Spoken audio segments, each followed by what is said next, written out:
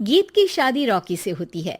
Rocky और lucky दोनों भाई जिनका आपस में बड़ा प्यार होता है। अरे वाह भाभी, क्या खाना बना है। अब तो घर में ही होटल वाला स्वाद रोज मिला करेगा। अरे लकी, तुम अभी जानते नहीं हो मुझे। तुम बस डिश का नाम बोलो, मैं तुम्हें इसी किचन में बनाकर खिलाऊंगी। चढ़ा रहा है तुम्हें ये, और तुम भी ना। गीत रॉकी के छोटे भाई को दोस्त की तरह मानती। वो रॉकी के साथ उसकी भी जरूरतों का ध्यान रखती। लकी, ये रहे तुम्हारे कपड़े, धोकर प्रेस करवा दिया है, अलमारी में सजा लो। अरे रख दो ना भाभी अलमारी में भी। हाँ हाँ, सब भाभी करेगी तो तू क्या करेगा। रहने दीजिए ना माँ जी, शादी हो जाएगी तो खुद ही सुधर जाएगा। अरे रहने दो यार, तुम दोनों मेरे कपड़े यहीं पे रख दो। एक कपड़े अलमारी में रखने को क्या बोल दिया, शुरू हो गई। एक दिन, रॉकी सुनिए ना, कल जल्दी आ जाना, मुझे मायके जाना है, या सुबह छोड़ दीजिए और शाम को लेकर आ जाना। अरे नहीं नहीं, कल तो बिल्कुल पॉसिबल नहीं है, कल मीटिंग है। तुम लकी के साथ चली जाओ ना, और उसे कह देना कि शाम को लेकर भी आ जाएगा। लकी भाभी को लेकर मायके जाता है, शाम को लेकर भी आता है। आते वक्त, लकी, तुम्हारे लिए मैंने एक लड़की देखी है, बहुत सुंदर है। अच्छा, क्या बात है भाभी, मुझे भी दिखा दो, और उससे भी पूछ लो कि मुझसे शादी करेगी ना। इतनी सुंदर होगी तो मुझसे क्यों शादी करेगी भाभी। अरे वाह, क्या बुराई है तुम में, इतने अच्छे हो दिखने में। हाँ, बस अपनी भैया से थोड़ा कम हो।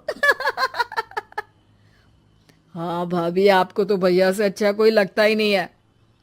लकी, तुम्हारे भैया हैं ही लाखों में एक। रात में दोनों घर आते हैं, लेकिन थोड़ी ही देर में उनके घर रॉकी की मौत की खबर आती है। हे भगवान, ये क्या हो गया। मेरा बेटा मुझे वापस कर दो।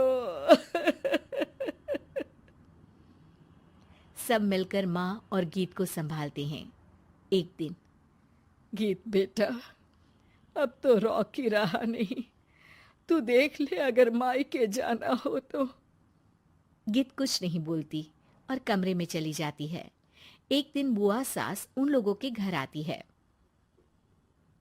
अरे भाभी, किसकी नजर लग गई आप लोगों के घर में।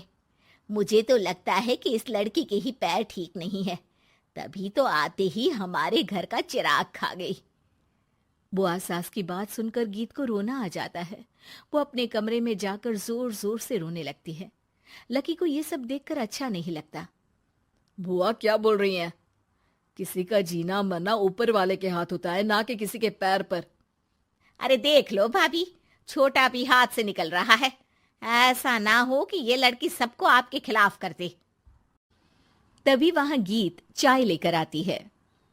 लीजिए बुआ जी, चाय पी लीजिए। बुआ तो घर से चली जाती है, लेकिन सास के मन में गीत को लेकर नेगेटिव विचार भर जाते हैं। अब देख गीता, बहुत हुआ, यहाँ रहकर भी कुछ नहीं होगा। अच्छा होगा कि अपने मम्मी पापा को बोल के तुझे यहाँ से लेकर जाए। और गीत अपने मायके चली जाती है, जहां आस पड़ोस के लोग कहते हैं, अरे रे, बेचारी की शादी के 2 साल ही हुए थे, लेकिन पति नहीं रहा। सास ने भी घर से निकाल दिया। देखो भाई भाभी कब तक साथ रखते हैं। और शादी करा देनी चाहिए इसकी, तो उम्र ही क्या है इसकी। हाँ, लेकिन करेगा कौन। एक तो शादीशुदा, ऊपर से कलंक पति की मौत का। तभी वहां लकी आ जाता है और वो पड़ोसियों की बात सुन लेता है। लकी, तुम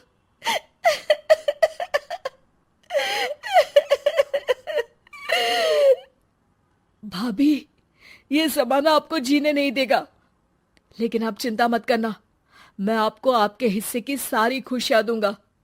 लीजिए, माँ ने आपका ये बैग भेजा है, इसमें आपके जरूरी सामान है जो वहीं रह गए थे। लकी देखता है कि गीत को ससुराल से लेकर मायके तक हर जगह सिर्फ ताने ही सुनने पड़ते हैं। वो सीधे अपनी माँ के पास जाता है। माँ, एक बात सुनो, ये कहाँ का न्याय है। एक लड़की जो छोटी सी उम्र में अपना पति खो चुकी है, वो अब दुनिया के ताने भी झेल रही है। यार, ये तो गलत है ना माँ। हमें भाभी का सपोर्ट करना चाहिए। क्या भैया होते तो भाभी को ऐसा देखकर दुखी नहीं होते? अरे देख लकी, ये समाज ऐसा ही है। और भैया होते तो गीत की ये हालत होती ही नहीं। बिना पति के औरत को तो ये सब झेलना ही पड़ता है। लेकिन कोई तो जरिया होगा ना माँ।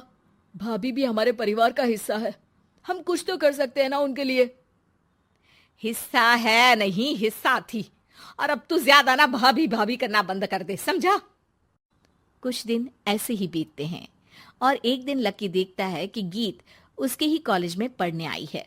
अरे भाभी, आप यहाँ कॉलेज में कैसे? लकी, मैंने पढ़ने का निर्णय लिया है। शादी के कारण मेरी पढ़ाई को बीच में ही रोक दिया गया था, पर अब जब कुछ नहीं बचा तो मैंने सोचा पढ़ाई में ही मन लगाऊं। अरे आपने बिल्कुल सही सोचा भाभी। किसी भी तरह की कोई भी जरूरत हो तो प्लीज बिना किसी हिचक के बताना, मैं हूं आपकी मदद के लिए। लेकिन कहते हैं ना, गीत की जिंदगी में सब कुछ बहुत दिनों के लिए ठीक नहीं रहा और एक दिन क्लास में, अरे ये विधवा है, इसकी तो शादी हो चुकी है। क्या बात कर रहे हो? हमारे साथ तो बैठकर ऐसे पढ़ाई करती है जैसे बच्ची हो। अरे बच्ची नहीं, बहुत शातिर है ये। किसी को नहीं बताया कि ये शादीशुदा है, वरना हम इसे आंटी आंटी कहकर पुकारते ना। अरे अब तो पता चल गया ना आंटी जी। Aunty aunty. फिर क्या, सभी गीत को आंटी बोलकर चिढ़ाने लगते हैं। गीत को रोना आ जाता है और वो क्लास के बाहर जाकर रोने लगती है। सामने से लकी आ जाता है। अरे क्या हुआ भाभी, आप रो क्यों रही हैं? तभी पीछे से एक लड़की आ जाती है। हे हैंडसम, इस औरत से ना दूर रहना, इसके प्यार में मत पड़ जाना, क्योंकि ये शादीशुदा है। हमारे साथ झूठ बोलकर हम जैसे ही रह रही थी। हाँ तो क्या गलत है? सही उम्र में तुम्हारे माता पिता तुम्हारी पढ़ाई छुड़वा देते तो आज तुम भी शादीशुदा ही होती ना। और इनका पति नहीं रहा, उसमें इनका क्या कसूर? अरे कोई अपने जीवन को नई शुरुआत दे रहा है तो तुम लोगों को क्यों मिर्ची लग रही है? अरे तुझे बड़ी दया आ रही है, कर लेना तू शादी। लकी तब तो कुछ नहीं बोलता, लेकिन ये बात उसके मन में घर कर जाती है। और फिर एक दिन, माँ, मैं गीत से शादी करना चाहता हूँ। अरे क्या बक रहा है बेटा, तेरा भाई तो खा गई वो, अब मैं अपना दूसरा लड़का नहीं खो सकती। नहीं माँ, मैं गीत को यूं परेशान नहीं देख सकता। उसका कॉलेज में भी लोगों ने जीना मुहाल कर रखा है। मैं उनसे शादी कर उन्हें फिर से इस घर की बहू बनाऊंगा। तुम मानती हो तो ठीक है, नहीं तो मैं घर छोड़कर चला जाऊंगा। अरे मुझे मंजूर है बेटा।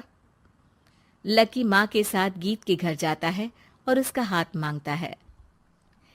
घर वाले मान जाते हैं। थोड़े से इनकार के बाद गीत भी लकी से शादी करने को मान जाती है।